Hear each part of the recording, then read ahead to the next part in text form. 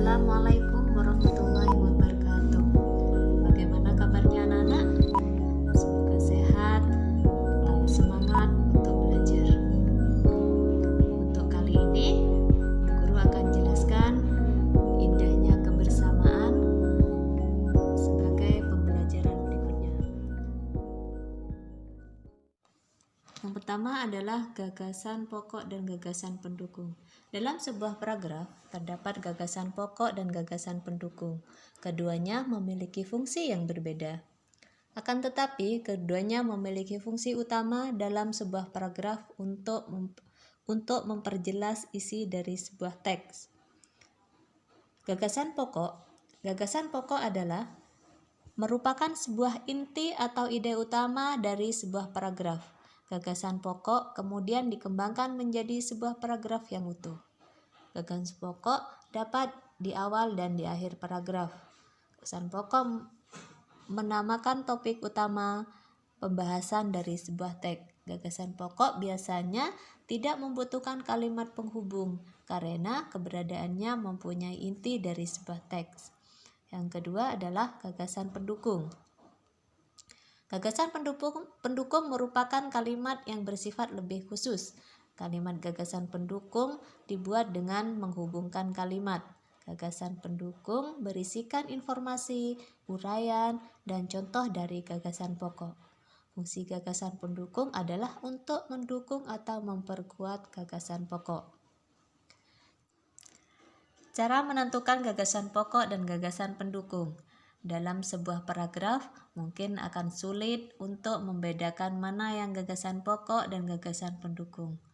Oleh karenanya, dibutuhkan sebuah pengetahuan khusus untuk bisa menemukan dan melihat perbedaan antara gagasan pokok dan gagasan pendukung.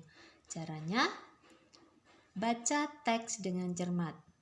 Untuk menemukan gagasan pokok dan gagasan pendukung, membaca teks dengan cermat akan sangat membantu.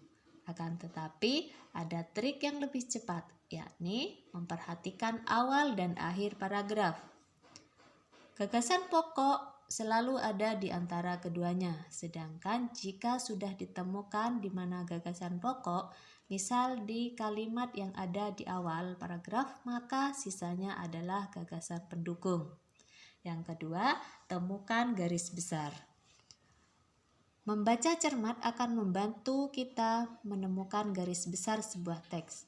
Pada saat yang sama, kita akan menemukan inti gagasan paragraf. Di situ, kita akan menemukan gagasan pokok, yakni inti dari topik utama sebuah teks. Yang selanjutnya, mengambil kesimpulan.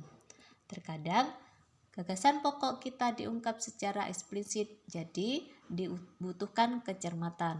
Gagasan pokok bisa ditemukan dengan menarik kesimpulan, kemudian sisanya adalah gagasan pendukung.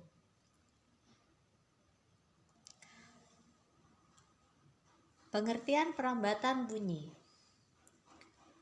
Perambatan bunyi adalah suatu perpindahan bunyi melalui suatu hambatan atau benda. Bunyi dapat merambat dari sebuah bunyi yang di tempat lain melalui media. Coba bayangkan jika Anda di luar angkasa. Di luar angkasa tidak ada udara atau disebut hampa udara. Pada ruang hampa udara, bunyi tidak dapat terdengar. Maka Anda tidak akan bisa mendengarkan pada saat di luar angkasa, kecuali menggunakan media tertentu. Anak-anak, media perambatan bunyi adalah benda padat, cair, dan gas. Perambatan bunyi juga memerlukan waktu. Kecepatan perambatan bunyi disebut juga dengan cepat rambat bunyi. Bunyi terdengar jika memenuhi syarat sebagai berikut. Ada sumber bunyi, ada media penghantar, dan ada pendengar. Bunyi dapat sampai kepada pendengar dengan cara merambat melalui media perantara. Media perantara tersebut adalah udara, zat cair, dan zat padat. Bunyi tidak dapat merambat tanpa adanya media perantara. Bunyi merambat melalui benda padat. Kecepatan perambatan bunyi melalui berbagai jenis benda tidak sama. Perambatan bunyi melalui benda padat lebih cepat terdengar daripada melalui benda cair atau gas. Contohnya, tempelkan telingamu di dinding, mintalah temanmu untuk memukul bagian dinding yang lain. Bunyi pukulan akan terdengar. Hal ini menunjukkan bahwa bunyi merambat melalui benda padat. Bunyi dipukul dinding terdengar lebih keras melalui dinding daripada melalui udara. Jadi bunyi merambat lebih baik melalui benda padat daripada udara. Bunyi merambat melalui air. Perambatan bunyi dapat melalui air. Ketika kita membentulkan 2 buah batu di dalam air, bunyinya bisa terdengar dari luar air. Dan ini menunjukkan bahwa bunyi merambat melalui air. Bunyi benturan tersebut lebih lemah dibandingkan bunyi benturan batu di luar air. Hal ini menunjukkan bahwa perambatan bunyi melalui air kurang baik dibandingkan melalui udara. Bunyi merambat melalui benda gas. Salah satu benda gas adalah udara. Bunyi dapat melalui udara seperti bunyi guntur yang sering kita dengar pada saat hujan. Ketika terjadi guntur, tekanan udara berubah, yaitu naik turun. Perubahan tekanan ini terus berpindah melalui tumpukan bagian-bagian kecil molekul-molekul udara. Dengan demikian, gelombang bunyi merambat ke segala penjuru dan terdengar dari berbagai arah.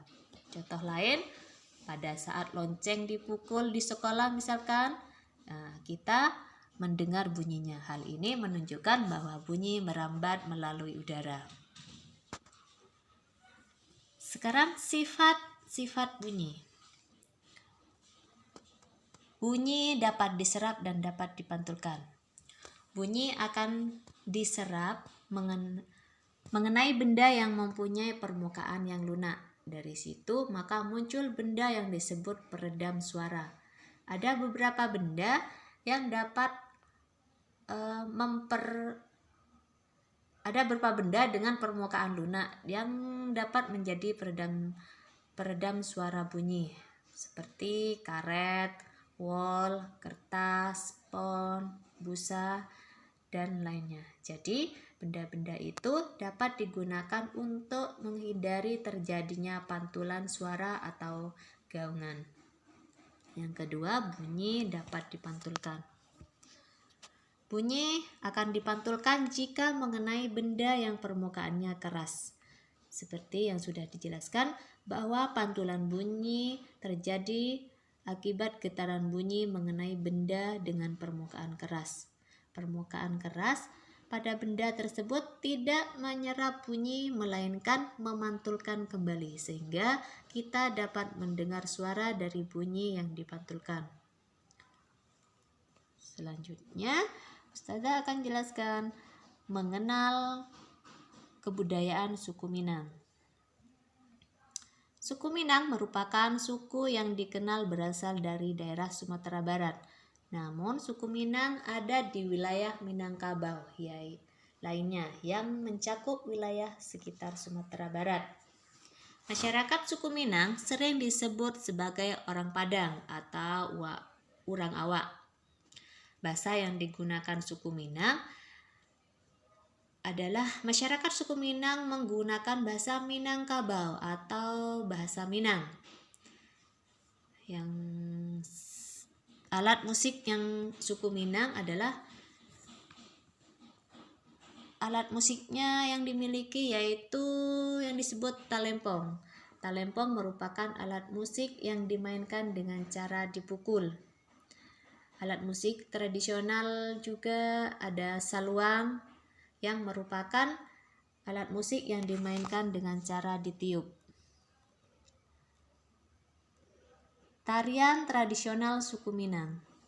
Masyarakat suku Minang memiliki berbagai macam tarian tradisional. Misalnya seperti tarian pasembahan, tari piring, dan tarian pasembahan itu merupakan tarian yang biasanya ditampilkan dalam pesta adat. Saat ini, tari piring juga ditampilkan pada pembukaan acara adat atau penyambutan tamu kehormatan. Rumah adat suku Minang merupakan rumah gadang. Rumah gadang memiliki ciri khas atapnya yang berukuran lancip dan terbuat dari kayu. Makanan tradisional suku Minang. Salah satu makanan tradisional suku Minang yang terkenal adalah rendang. Rendang merupakan salah satu warisan budaya tak benda Indonesia. Makna persatuan dan kesatuan dalam kehidupan berbangsa dan bernegara.